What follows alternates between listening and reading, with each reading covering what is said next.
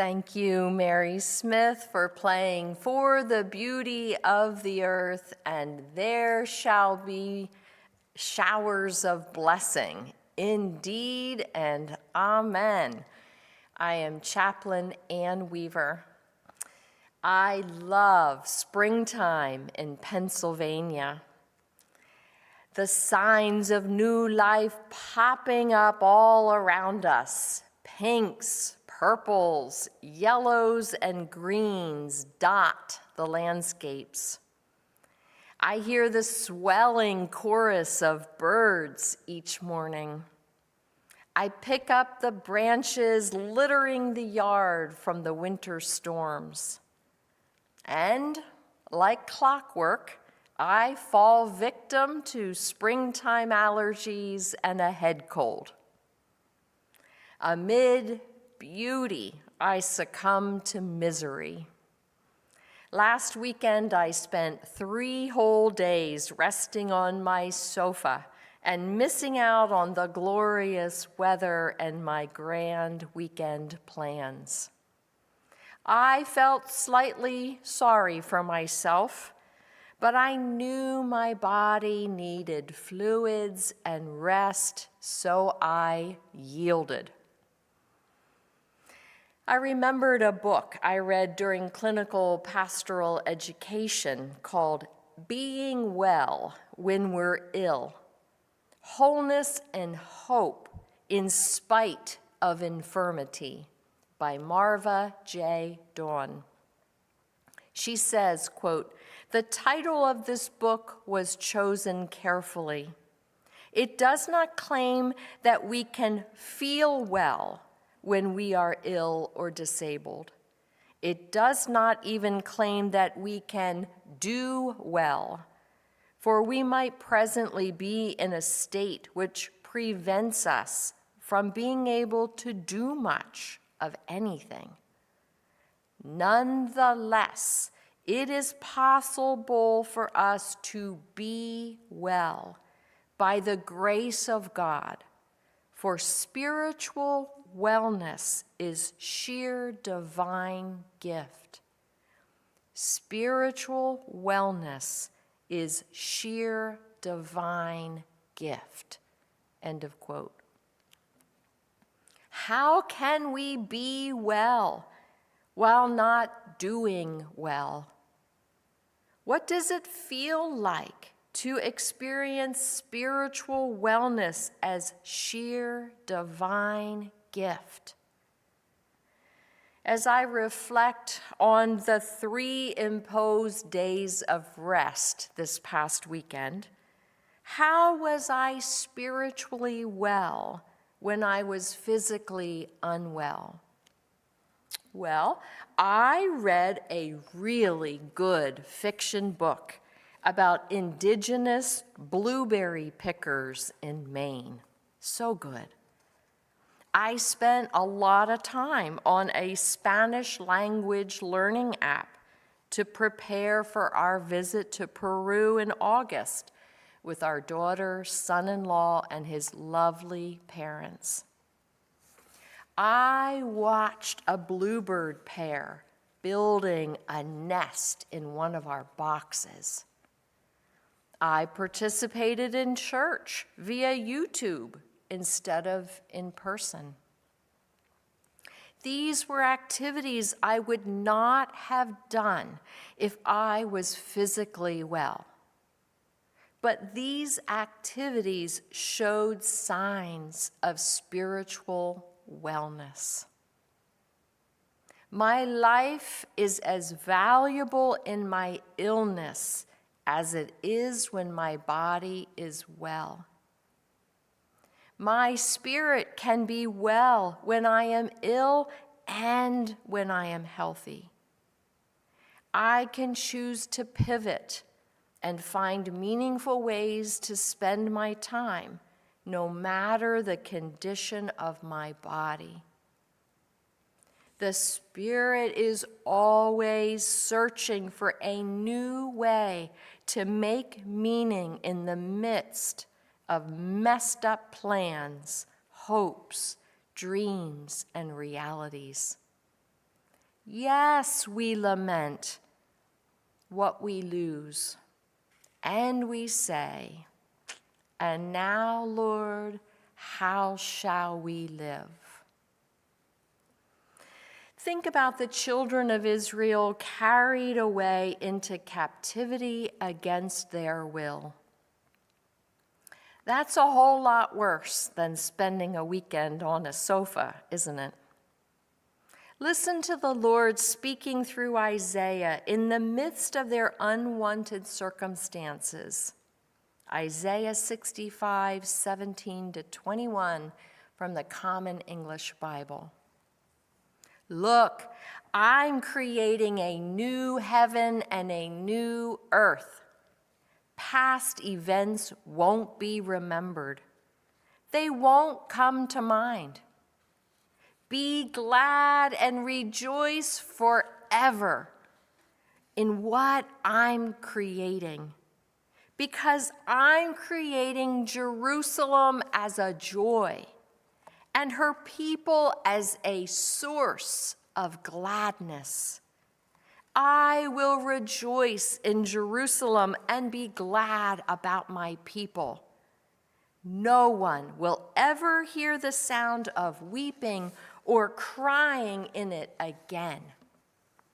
No more babies live only a few days, or the old fail to live out their days. The one who dies at 100 will be like a young person, and the one falling short of 100 will seem cursed. They will build houses and live in them. They will plant vineyards and eat their fruit. The Lord points toward a future filled with hope and abundance. Look around for signs of life and joy, he says. Renewal is on the way, the Lord promises. And notice that the Lord focused on renewing their spirits prior to changing their circumstances. I think it is often the same for us. Henry Nouwen writes, quote, "Look at Jesus, who is pierced and broken, and you see the love of God radiating out to you. You feel the warmth and the newness streaming through you. Every time you look at your struggles, your pain, and your anguish as a burden you have to bear, see your struggles as being struggled with, right there on the cross by the Son of God. Your struggle becomes a light burden because it is the burden of God, and God has suffered for us. When we suffer on earth, we are one with Jesus and his suffering. My struggle might be different from his or yours. We all suffer. We often cannot change the physical suffering. And sometimes it is extremely difficult to find Christ when our circumstances overwhelm us with fear, grief, pain, resentment, or disbelief.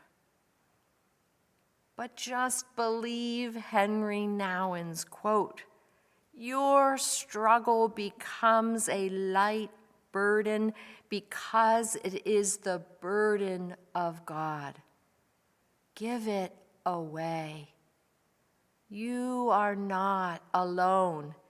It is not yours to carry alone." In the past 2 weeks, I personally know 3 families facing the deportation of a loved one. None of these 3 individuals are criminals, but nonetheless, they are being deported. Shattered hearts and dreams for these 3 families. It is hard for me to even speak these words this morning because the emotions are so raw. And I know that there are more hearts to be broken. In prayer, I place myself with the Hebrews in Babylon, and I ask, how long, O Lord, how long? And I hear the Lord's words. I am creating a new heaven and a new earth. But when, Lord? Where, Lord? And for whom, Lord? I then place myself at the foot of the cross, and I shout too, why, oh why have you forsaken him? And I am reminded, I am with you. And Easter morning is coming. Resurrection will come. We are not promised a life without suffering. We are promised that God is making something new all the time out of the muddy mess, and that we can yoke ourselves to Christ, who co-bears our suffering. We can hold the Christ light in the darkness for one another. We can experience spiritual wellness as sheer divine gift. I want to close with a quote by Howard Thurman, a revered African-American scholar and theologian. I invite you to close your eyes and hear this as a prayer, and I will pray it 2 times.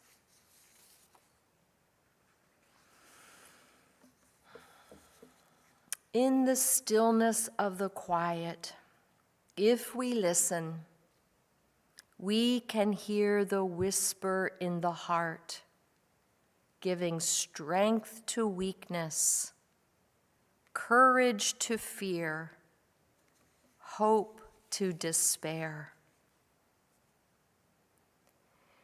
In the stillness of the quiet, if we listen, we can hear the whisper in the heart, giving strength to weakness, courage to fear, hope to despair.